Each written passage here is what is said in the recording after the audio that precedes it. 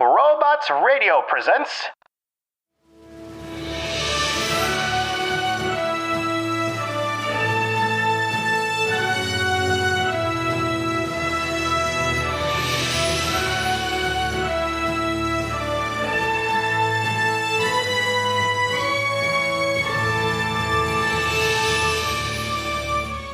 Hey everybody, welcome into the podcast. We are back with another special bonus episode. This is a very unique bonus episode, Brad. We've never done anything like this before, but the Oscar nominations came out this week, and if you know anything about someone like me who's super dorky, you know that the Oscars are like 100% my jam. So we thought we'd do like some quick reactions to the Oscar nominations and talk about our favorite movies of the year. We didn't really do a 2019 year in review. So we're going to use this episode to knock out a whole bunch of stuff. Yeah, I'm really excited for this, Bob, especially when I look at, the Best Picture list. 9 movies were nominated, and I've officially seen one of them. So this is just going to be a fun blast of an episode for me especially. This is very on brand for you, right? Yeah, I won't lie. I don't go out to the theaters super often.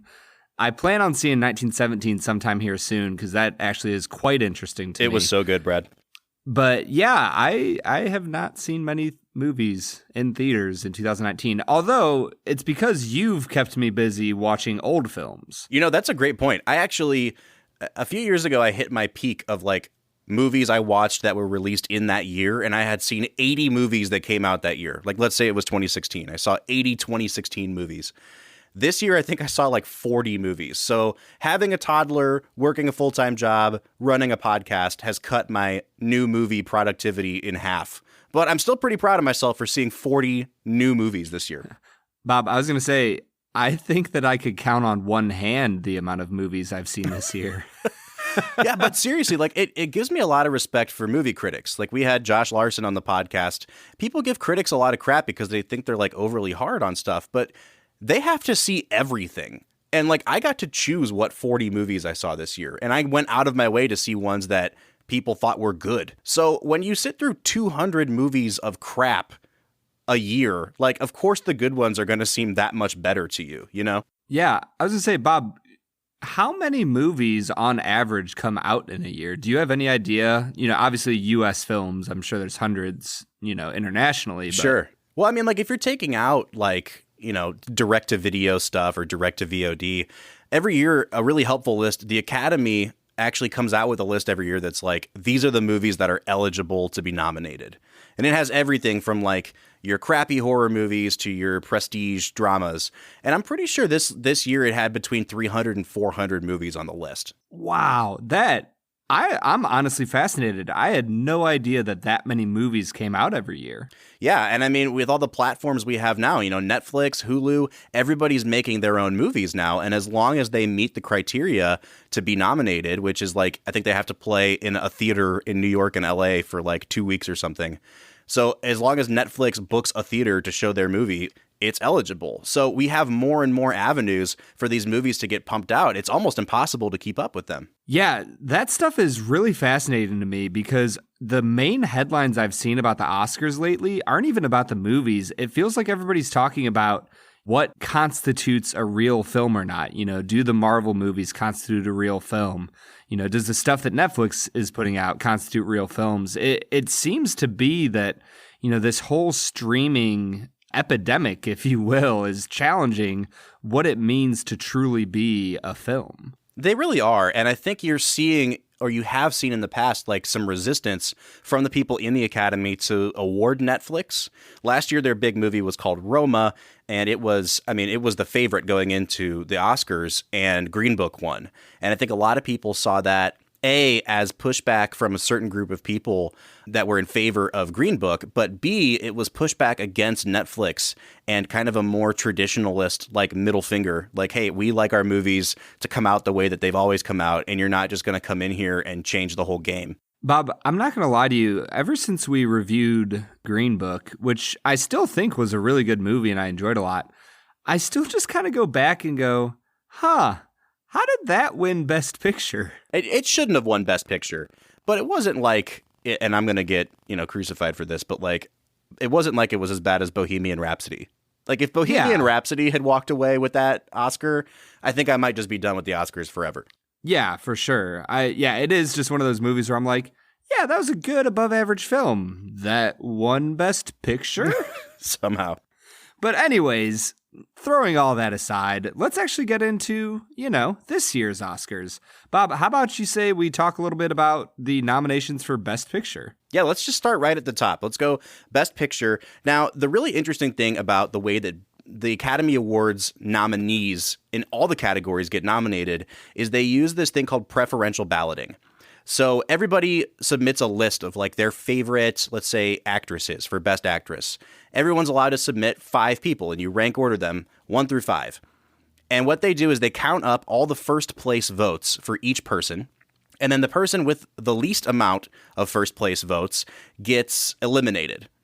So let's say like 20 people get listed on these nominations lists. Number 20 gets crossed out. And then they look at, okay, who was the second place person on all those ballots? And they shuffle them into the piles of the people that have been nominated until they finally get down to 5 nominees. And so with Best Picture, they've actually expanded it so that they can go over 5 nominees depending on how the preferential balloting works out. You can have anywhere between 5 and 10 nominees for Best Picture. I don't know if we've ever actually gotten up to 10. I've seen 9 a few times, and that's what we have this year. We've got a pretty full slate, 9 movies that got quite a bit of votes, enough to get a nomination. Yeah, and of those 9 movies, I have heard of 8 of them and seen one of them. So I'm like patting myself on the back. Which one haven't you heard of, Brad? I've never heard of Parasite. So Parasite is a movie from Korea. It is the most nominated foreign movie of all time now. It had 6 nominations. It is the best reviewed movie of the year. It's sweeping other award ceremonies like some of the critics' awards it's been picking up. Ton of positive feedback, even from audiences. It's like, I think it's like number 37 or 38 on the IMDb top 250 now. Really? Really good movie, yeah, but it's making some Oscar history just by being here. Now, clue me in on some Oscar history here, Bob. Has a foreign film ever won Best Picture before? No. Really? Nope. That's crazy to me. I feel like I've seen some really good foreign films. Now, again, like if we're talking foreign language films, no, it hasn't happened. But like, there's been British movies that have won Best Picture, and obviously, okay. Well, all right. So, Brad, let's go through these Best Picture nominees. So, in order, we've got Ford versus Ferrari, The Irishman, Jojo Rabbit, Joker, Little Women, Marriage Story, 1917, Once Upon a Time in Hollywood, and Parasite. I don't think you put enough of a pause. There's a ... between time and in. Once Upon a Time in Hollywood. There we go. Thank you. Yeah, so of those movies, I have seen Jojo Rabbit. And I'm not going to lie, it's one of the best films I have seen in a long, long time. I really like it, and it's a crowd pleaser. And so what people are kind of forecasting with this Oscars is that a lot of the categories are already locked up because people have been winning every single, that award in every single award ceremony. Best Picture is still wide open. The reason that it's so hard to predict Best Picture is because of that preferential voting system. So we know they use preferential voting to get the nominees, but with every other category, once you get those 5 nominees, people just pick their number 1 choice from there on out to be the winner. With Best Picture, they actually do the preferential voting system to pick the winner as well. And so a lot of times, the movie that has the most first place votes doesn't actually win Best Picture. So basically, it's not necessarily that your movie is the most loved, it's that it's the least disliked. It could be that the movie that wins Best Picture was actually like number 2 or number 3 on everybody's ballot, and because people agreed to put it at number 3, it somehow got enough points accumulated that it wins Best Picture. So that's why it's super hard to predict. And a movie like Jojo Rabbit, because it has such a wide appeal across like demographics, old people, young people, it's a real dark horse in this race.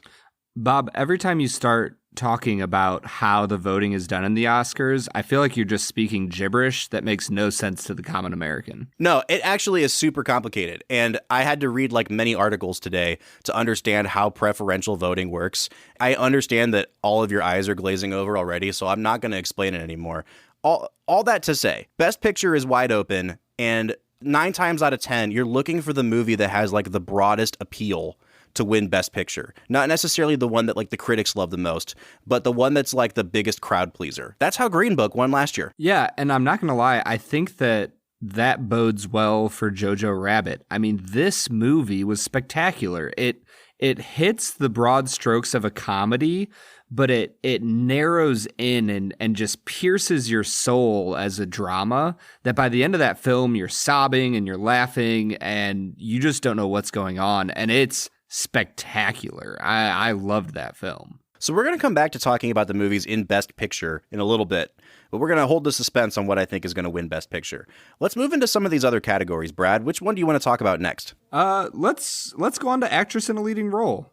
Actress in a leading role. All right, so the 5 nominees, we've got Renee Zellweger for the movie Judy, where she plays Judy Garland, Charlize Theron in Bombshell, Saoirse Ronan in Little Women, Scarlett Johansson in Marriage Story, and Cynthia Erivo in Harriet.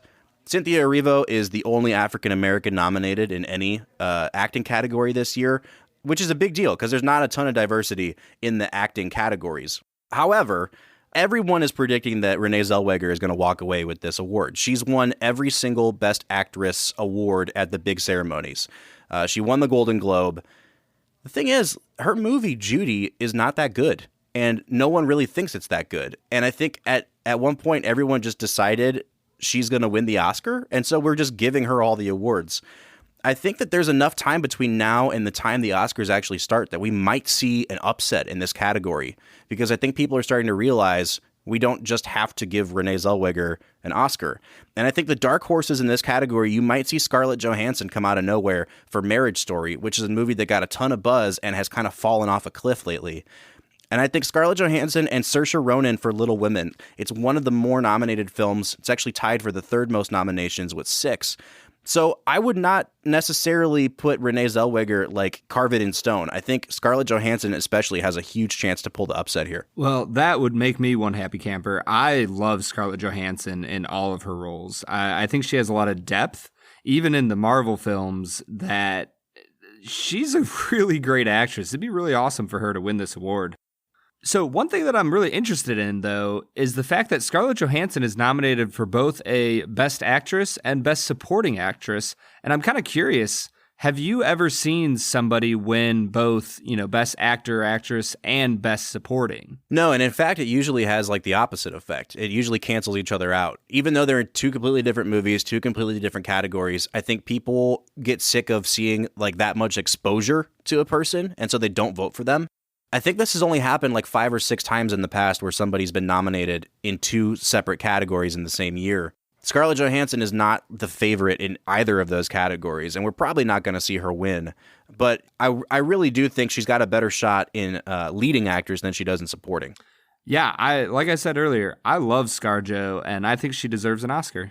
I think she does too, and she's certainly paid her dues. And that's kind of the thing about the Oscars is it's an in-group of people. There's only about 7,000 people in the Academy overall. And when you're getting voted on for Best Actress, it's an even smaller number because only actresses can vote for Best Actress. And so it's like a group of people that are rewarding each other. So what you see at the Oscars a lot is that they will reward people based on like their whole body of work. That's why you'll see an old person get up and win a supporting actor Oscar for a movie that wasn't that good, but it's because he's been acting for 65 years and we've never given him one before.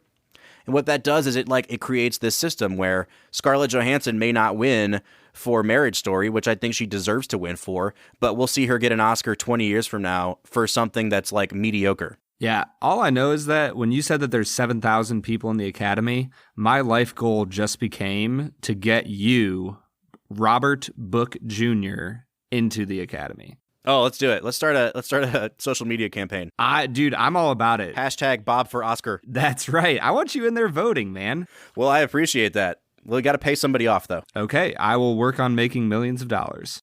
But the thing for me about Renee Zellweger is I'd like it if she played a character based on somebody I actually knew who it was. Bob, can you tell me who Judy Garland is? Who is this Judy Garland person? Yeah, I've never heard of her. Can you explain more? So I actually watched that movie about a week ago, and I will say for not really looking like Judy Garland and for not having as powerful of a voice as Judy Garland, I was really blown away with Renee Zellweger's performance. Towards the end of her life, if you've ever watched videos of Judy Garland, like when she got older, she kind of had to strain her voice to get that like vibrato out, and Renee Zellweger had all the mannerisms down. I would not be upset if she did win this award. However, Marriage Story is tied for number one on my movies of the year. I loved Marriage Story. I will pull hard for Scarlett Johansson to win this award because she's so good in that movie. All right, so that's Best Actress. Let's move on to Best Actor, actor in a leading role. Joaquin Phoenix in Joker has won just about every major award. And right now on the website Gold Derby, which is kind of like a sports betting odds website that forecasts for the Oscars, they've got him at like a 100% chance to win, basically. It seems like he's locked this category up. However, there's always time for Twitter to get mad about Joker some more. This is a super political movie that people don't like, that people want to cancel out of the culture. And I'm not going to get into all the reasons behind it. There is the possibility that somebody comes up from behind and takes this award from Joaquin Phoenix. And again, I'm going to go Marriage Story. I think if anyone has a chance to do it, this would be Adam Driver's year. I don't think DiCaprio has enough steam behind him. Antonio Banderas snuck into this category. No one expected a nomination for him. And Jonathan Pryce in The Two Popes is incredible, but nobody is watching that movie or talking about it. So for me right now, it's a two-man race. Joaquin Phoenix is way out ahead, but I wouldn't be shocked to see Adam Driver pull the upset. So as somebody who studied Christian history, I was kind of curious, is The Two Popes about when the papacy was split between Rome and Avignon? No, actually, it's about when Joseph Ratzinger stepped down and Pope Francis took over. And they were both basically, living in the same vicinity as each other, and their sort of tension between each other.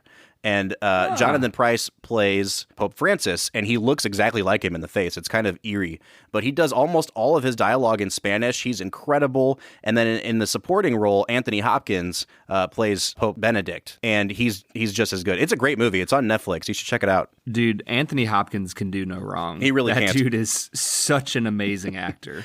Brad, did you see Joker? I did not see Joker, actually. Honestly, I just wasn't interested in it.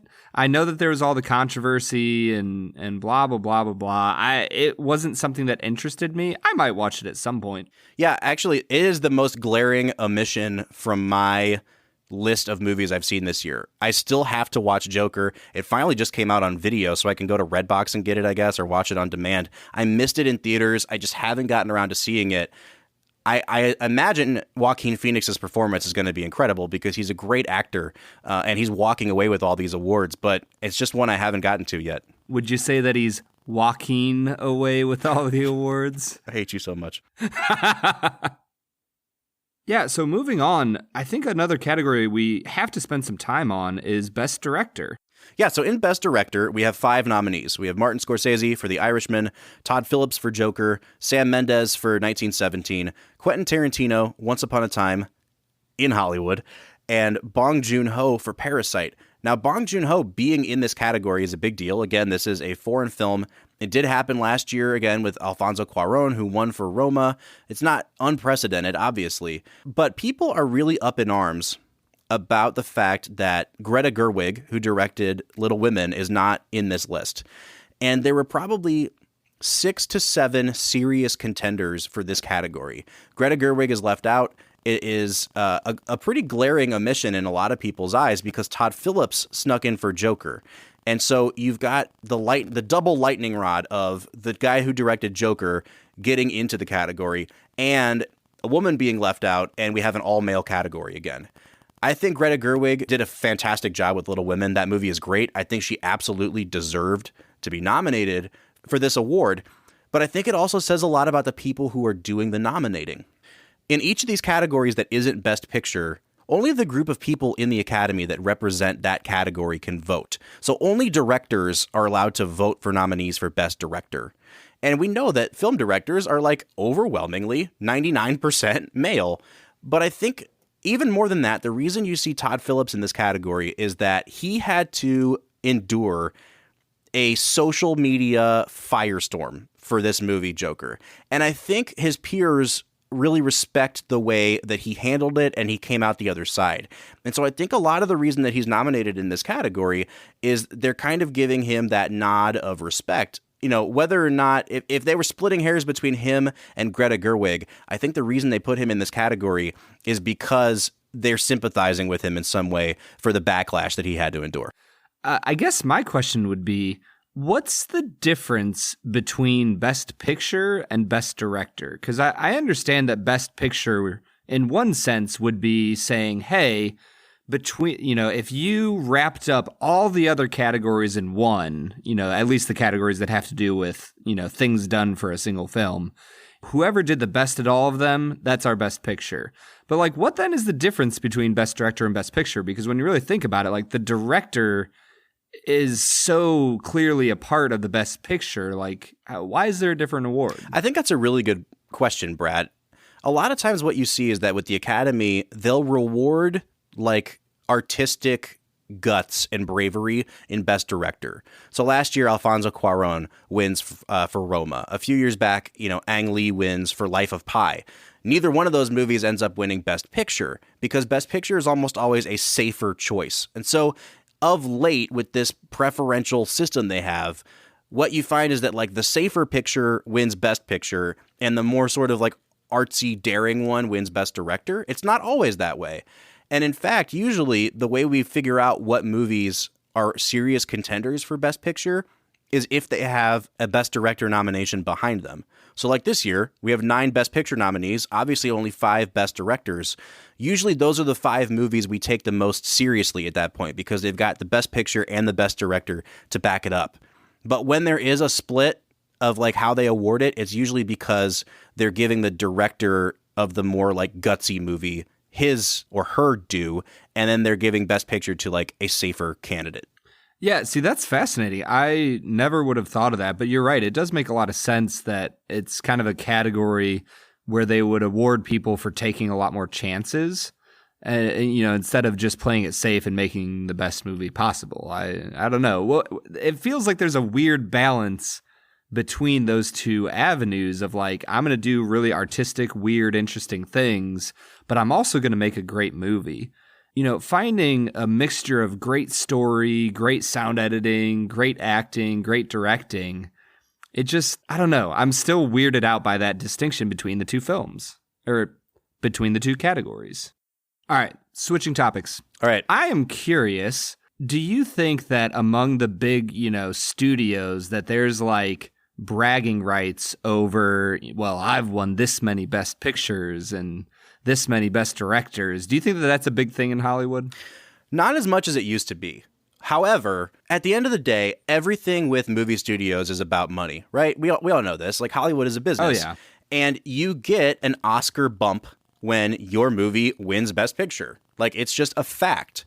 Even sometimes if your movie gets nominated for Best Picture, you get a huge bump in the box office. That's why a lot of times studios will hold back even like these really small independent movies that no one's heard of because they'll release it in like December to like 2 markets. They'll expand in January because they have a good idea that it's going to get nominated for some Oscars.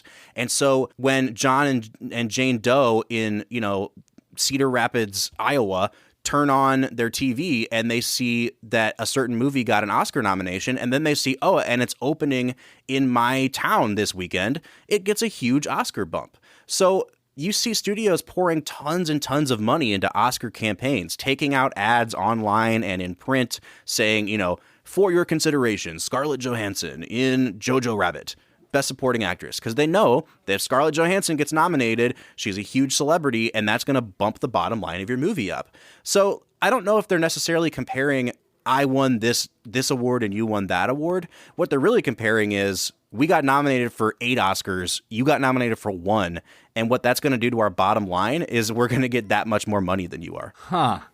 That makes a lot of sense to me. Why care about bragging rights when you can make more money than the other schlub? Which is kind of like my big problem with the Oscar telecast. It's a 3.5-hour event where rich people give each other awards.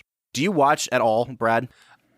In my life, I've probably tuned in once or twice to watch like Best Actor, Best Actress, and Best Picture. Like live tuned in, yeah. But outside of that, no. Well, so the problem that they've been having is like the last 5-10 years, viewership of the telecast is dropping off dramatically to the point where like last year, they didn't even have a host because they had initially contacted Kevin Hart. There was a big controversy about something he tweeted 10 years ago, so they dropped him as a host. And they're trying to like salvage the Oscar telecast because who knows how much longer it'll go on. No one's tuning in. I think part of the problem is that no one has seen the movies that are being nominated. And the reason that's happening is because it's like this vicious cycle. Studios aren't releasing these movies to the general public until the middle of January. So when the Oscar nominations come out, no one knows what half these movies are. Just like you said, you'd never even heard of Parasite. Even though it came out a couple months ago, it's a pretty small movie. And so no one's watching these movies. The problem is the Oscars are scrambling to like save their telecast, but the studios don't care whether or not the Oscars continue to have a telecast because they're making money hand over fist. Like, they're never going to change the strategy that they release these movies. And so the problem for a guy who loves movies like me is I want to be able to have a conversation about the Oscars with more people. Like, I want to be able to call you up and be like, oh man, did you see that such and such got nominated for Best Picture? The problem is like 90% of the general population have never even heard of half these movies. And nothing's going to change that because the studios have figured out a way to like maximize their profit off of it. So it's going to keep getting more and more disconnected from the general population. And the interesting thing about that is that it feels like Netflix could step into that void and start streaming their movies whenever the heck they want, but release them in the theaters, maybe later into December. And then, honestly, everybody has Netflix, and more people are going to stream a movie at home than go out and pay $15 to see a movie. Well, so it seems like that might be an opportunity to grow the audience. Well, and that's what you're getting with Netflix. They had 4 major movies that they were like positioning for awards consideration this year.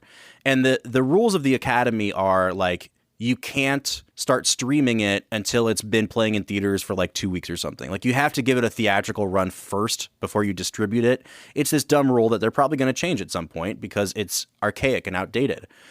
But Netflix, you're right, has figured out a way that no one's going to the movie theater anymore. It's too expensive. So we're going to start having these movies on our platform. And you know what? I sat down and watched all 3.5 hours of The Irishman on my laptop because it was super convenient. I watched The Two Popes at my house because I probably wouldn't have paid $10 to go see The Two Popes.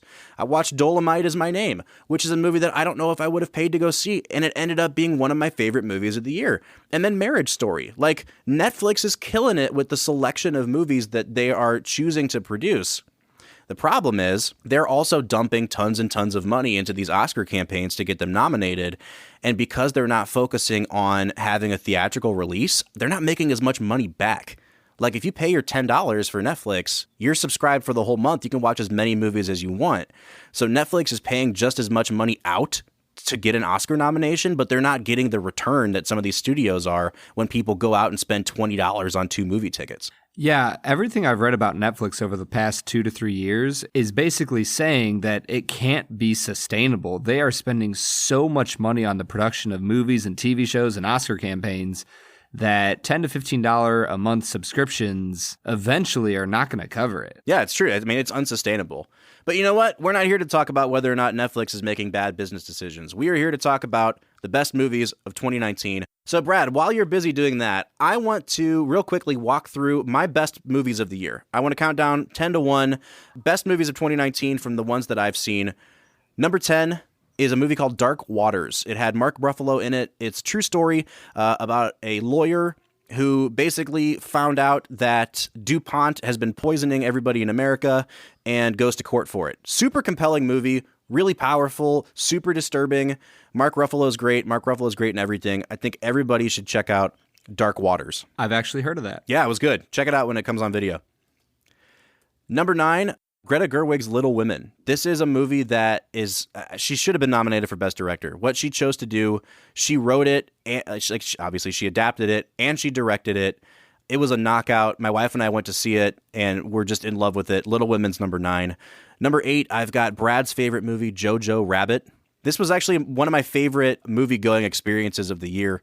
I got to see an advanced screening of this movie, and it was actually being held during the Cleveland Jewish Film Festival, which was a super uncomfortable thing before the movie started because I didn't know if everybody in the theater was aware of what the subject matter of this movie was and that Adolf Hitler was like a main character in the movie. But that audience just ate this movie up. It was just a joyous experience. Like Brad said, I loved Jojo Rabbit. I know a lot of people are cooler on it than I am, but it's my number 8 movie of the year. Number 7, I'm going with Martin Scorsese's The Irishman. This is a good movie. It's a really good movie. It's 3.5 hours long, and it could have been at least a half hour shorter. I think people are finally starting to come around to the idea that we don't have to call everything Scorsese makes a masterpiece right out the gate. And people are kind of reconsidering The Irishman now. It is a huge achievement. Netflix did something that's never been done on their platform before, but I don't think The Irishman is the game changer some people made it out to be. Brad, do you have any desire to watch The Irishman? Yes and no. I've seen enough Scorsese that I think he makes compelling cinema, but 3.5 hours is a long time. Luckily, it is on Netflix, and I can watch, an hour and a half, 2 hours, come back, finish it the next day. So that does lead me to want to watch it more.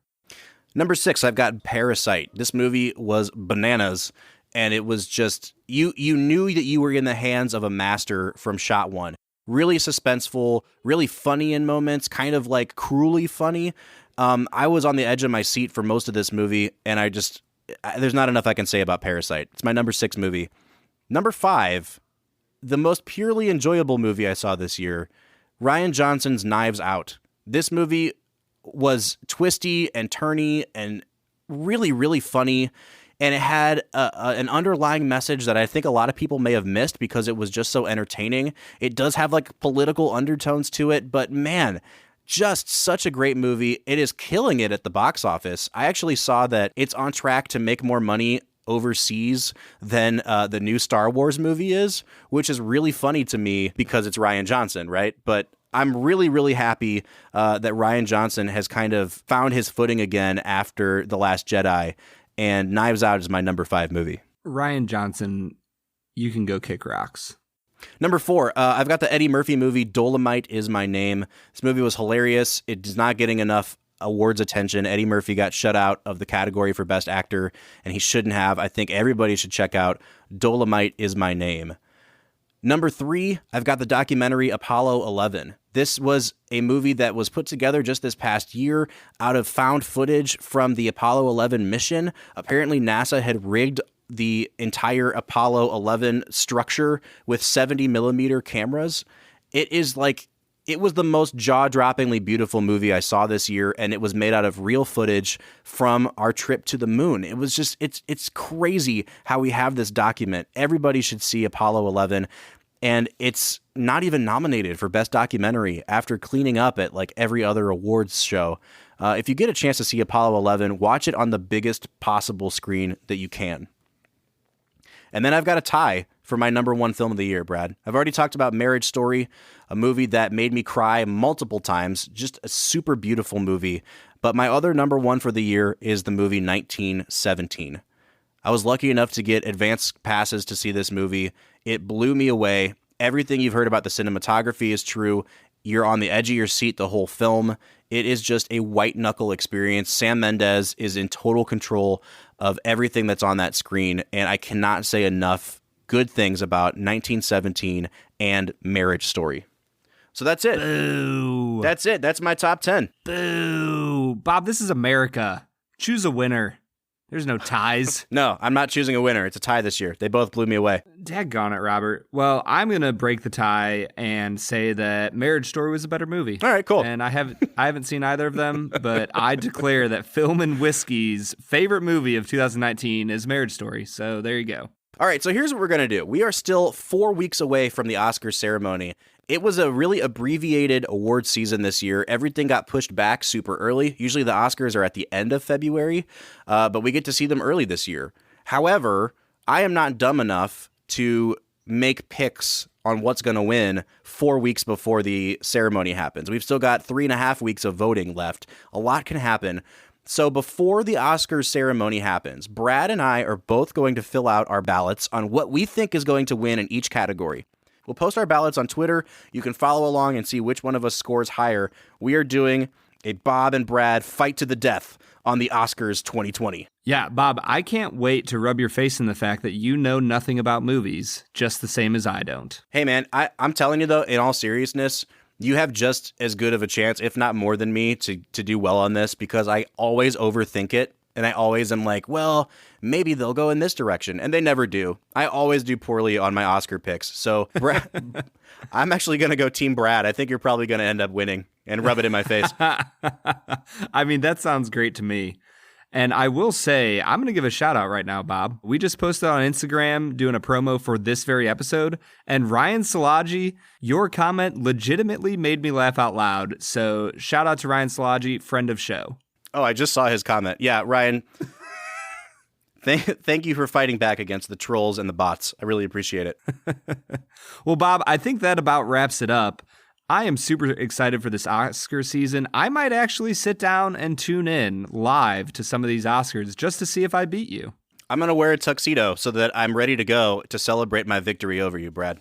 All right, so the Oscars are live Sunday, February 9th at 8 p.m. You can watch them on ABC. And just prepare yourself for me to go like 24-0 in these categories. I wonder if you could win money like the way you can win like ESPN if you fill out a perfect bracket. Oh, I thought the deal was that if I go 24-0, you just give me $500,000. Yep. All right, cool. Deal. We'll do it. All right, guys. Thank you so much for tuning in to this year's Oscars special for the Film and Whiskey podcast. I'm Bob Book. I'm Brad G. We'll see you next time.